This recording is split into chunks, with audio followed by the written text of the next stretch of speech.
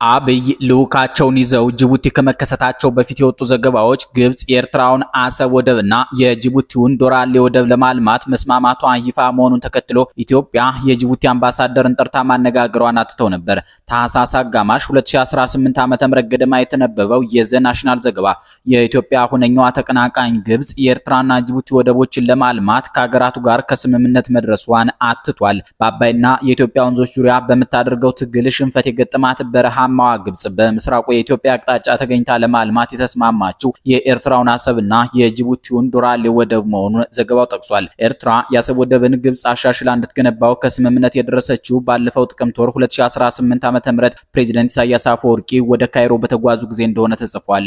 የጅቡቲው ዶራሌ ወደብ የኢትዮጵያ ዋነኛ የዓለም አቀፍ ንግድ መውጫና መግቢያ በር ነው።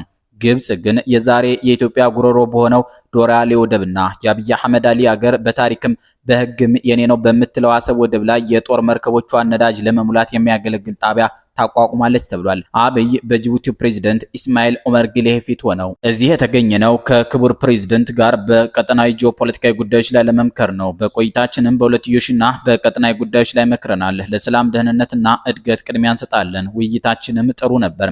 ከኛ ንግግርም ጎረቤቶቻችን ይጠቀማሉ ብዬ አምናለሁ ሲሉ መደመጣቸው ከግብጽ የቅርብ ጊዜ ከበባና ከኢትዮጵያ የአምባሳደሩ ጥሪ ከ16 ቀናት በኋላ መሆኑ የሚሰጠው ፍንጭ ብዙ ነው። ጠቅላይ ሚኒስትር አብይ አህመድ ወደ ጅቡቲ ከመጓዛቸው ቀደም ባሉት አጭር ቀናት ልዩነት በ75ኛው የአዲስ አበባ ዩኒቨርሲቲ የልደት በዓል ላይ ባቀረቡት መነሻ ጽሑፍ ዓለም ኢትዮጵያ ፍንጫ ላይ ተቀምጦ እየተደላደለ አገራቸውን ስለ ወደብ አታንሽ ማለት ስላቅ መሆኑን አስምረውበት ነበር። እንዲህ ያለው የአብይ አገላለጽና አስተሳሰብ ከትናንቱ የጅቡቲ ጉዟቸው ጋር ተዳምሮ የትነሻ አትበሉኝ ወደሱ ሲሄድ ለመጠያየቅ ነው ሰው የሚዋደድ የሚለውን የኢትዮጵያ ሙዚቃ ግጥም የሚያስታውስ ነው። ኢትዮጵያ በመሪዎቿ በኩል ጅቡቲን ስትጎበኝ ከሀርጌሳ ጋር ለምን ዱብንቅ ያሰኘ የውል ስምምነት ስትፈራረም፣ ሶማሊያ ወርዳ የህንድ ውቅያኖስ ዳርቻን ስትፈትሽ፣ አሰብ ተገኝታ የጥንቱን ሉዓላዊ ወደብ ስጡኝ ስትል የት ነሽ ወዴት ነሽ ወዘተ የሚሉ ጥያቄዎች አስፈላጊነታቸው እየቀነሰ መጥቷል። ምክንያቱም የኢትዮጵያ የጦርም የሲቪልም አመራሮች በባሌም በቦሌም ተብሎ ወደ 137 ሚሊዮን እየተገመተ ላለው ህዝቧ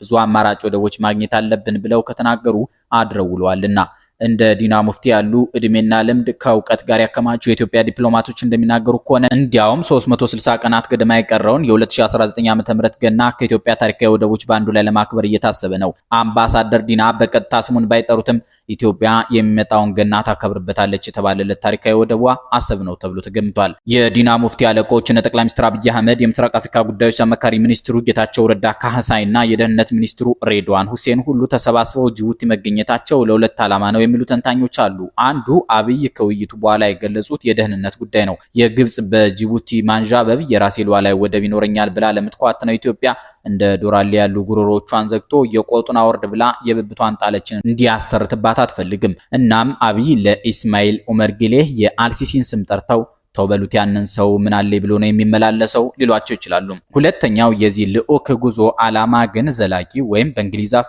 ስትራቴጂክ የሚሉት አይነት ነው። ይህኛው ዓላማ ጅቡቲን እንደ መስፈንጠሪያ ተጠቅሞ ወደ አሰብ የመዝመት ፍላጎት ሊያካትት ይችላል። ጅቡቲና ኤርትራ ደግሞ ጎረቤታሞች ናቸው። ኢሳያስ ጅቡቲን በአሰብ በኩል ወርደው ወሯት ያውቃሉ። እናም ጅቡቲ የጥንት የጠዋት ወዳጇን ሁሉ ነገር ኖሯት ወደብ ብቻ የጎደላትን ኢትዮጵያን አይዞሽ ብላት አሰብን እንድትቆጣጠር ልትረዳት ትችላለች። የጅቡቲ መሪዎች ከኢትዮጵያ ጋር ያስተሳሰራቸው የንግድ ምክንያት ባለበት እንዲዘልቅ አብይ በዋናነት ለደህንነትና ወታደራዊ ጉዳይ ይፈልጉታል የሚባልለትን የሉዓላዊ ወደብ ባለቤትነት ሐሳብ በተግባር ቢደግፉ ይሻላል ብለው የሚከራከሩም አሉ። በዚህ ምክንያት ይመስላል የእሁድ ጥር 3 ቀን 2018 ዓ.ም የአብይና ሰፊ ቡድን ያካተተው ልዑካቸው ድንገተኛ የጅቡቲ ጉዞ የተለየ ትኩረት ስቧል። በውጤቱ ኢትዮጵያ ከጅቡቲ ጠቃሚ ወደብ ይሰጣታል አሊያስ የአሰብ መግቢያ ነፃ መሬት ይመረቅላታል የሚለው ጥያቄ በሁኔታዎች ላይ ተመስርቶ በጊዜ ሂደት የሚመለስ ይሆናል።